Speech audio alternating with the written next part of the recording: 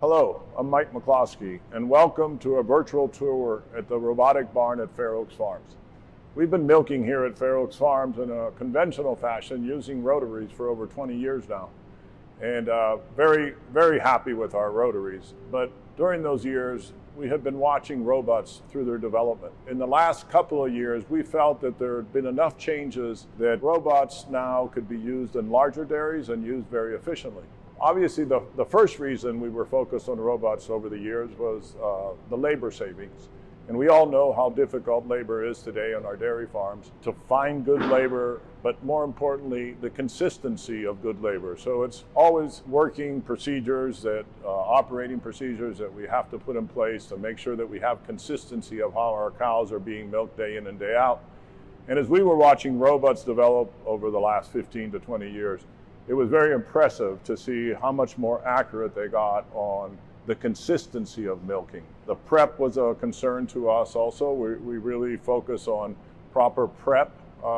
So priming the cow, using a pre-dip on the cow, wiping that off, making sure it's dry, and then machine hanging at about a minute after that procedure was very important to us. As robots continue to develop, we noticed that many of the great companies that develop robots were really focusing on that as well and creating that automation in a way that it was always consistent, so better than we can do with our people on our farm. So that became very attractive. And obviously these labor savings were very important to us as far as a financial labor savings in comparison to the cost of building a robotic barn. The other area that I found interesting over the years that we were hearing is that there was somewhat of an increase in production on the equal cow on a conventional barn versus on a robotic barn for many reasons. Maybe because you're taking whole herds into the holding pen, or maybe because you can milk a few more often times as a cow tries to hit the peak of her lactation. We can get 3 or 4 milkings into her, versus in the back end of the lactation we can decrease those to 2, and that's a very simple procedure to do with robots. And the tranquility that you see in these barns is also probably a factor that has to do with the added production. So that was attractive to us as we visited many people with robots, how they shared with us that they felt that they had a decent increase in production. But my biggest concern over time was the fetching issue. So when I visited robot barns, people would be going out to get 5, 10, maybe 12% of the cows that weren't getting up to get milked. So to solve that problem, the way it was being addressed in most of the places I was visiting was by adding more feed at the robot to attract the cows to get up more often and go to the robot and milk. And that was a big concern to us because we all spent, the last 30 years or maybe in the 90s and beginning of the 2000s on really dialing in our TMRs. And we're very happy with that. And to get away from a TMR by separating now grain into the robot was a concern to us. So it was this concept of milk first that really attracted us, that got kind of more developed over the last 5 years. And that's where a cow gets up to eat, but she can't go directly to the bunk. She has to walk through a smart gate, and that smart gate decides if she goes to the robot, if it's time for her to milk, or if she's going to go to feed. And now we know that these cows are getting up 10 times a day, maybe 11 times a day, but a minimum of 10 times a day to go eat. That obviously is pretty consistent all day long, so about every 2 or 3 hours getting up to eat. So that is plenty of time to catch her in time to send her to the robot. Once she's put beside the robot, it's easier to get her go into the robot with very little feed, to the point that we're feeding less than 1 pound per milking when they come in. So it's really doesn't disturb the TMR as the example I gave before. So all in all, we're incredibly pleased with our robots. We have the milk first system, very little fetching. We have a little design that allows us that even if a cow is by the robot and decides not to milk, she gets separated. The smart gate notifies the person in charge. That person can come in. It's very easy and quick to get that 1 or 2 percent of cows that don't want to go into the robot to get in. They don't have to go back to the pen to fetch. Francisco is going to take you through a virtual tour by pen, and he'll demonstrate these designs we did that have helped so much. I want to go back to the prep. I am incredibly pleased with how robots have developed in this pre-milking as we prep these cows. It's impressive to me, the accuracy. We focus a lot on milk quality throughout all of Fair Oaks farms, and we are able to achieve very good milk quality. But the robotic barn in the year and 8 months that it's been working, it has beat every one of our barns in milk quality, not only in somatic cell, which is a good representation of how well the cows are being taken care of, but also in total bacteria count, which gives us a good idea that we are picking out all our mastitis cows. Our coliforms as well are extremely low, below 50 counts per milliliter.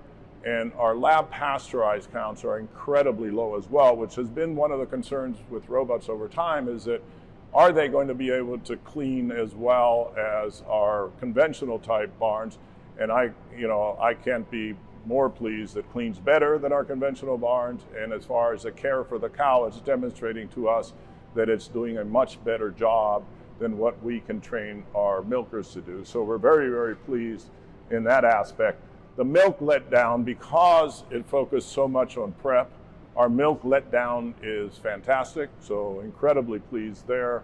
And the post-care before the cow leaves the robot is as good as it can be. I mean, totally coverage of iodine on the teats, so I'm very pleased with that. So all around, we just don't have any issues with what we're doing. Obviously, they're more complex machines, a little bit more maintenance. That's obviously, everyone understands that. You got to have people that are a little more qualified to take care of things. And most importantly, I would recommend that you want to make sure that you have a good team behind your sales team that is selling the robots. And in our case, we've had an excellent results with DeLaval.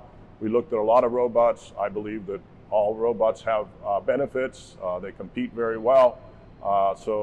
Some, I believe, are better than others, but also what's important is the people behind that robot, the company that stands behind it, and their service when you need that service. And we've been at this since February of last year, so probably a year and 4 months now, or whatever that is.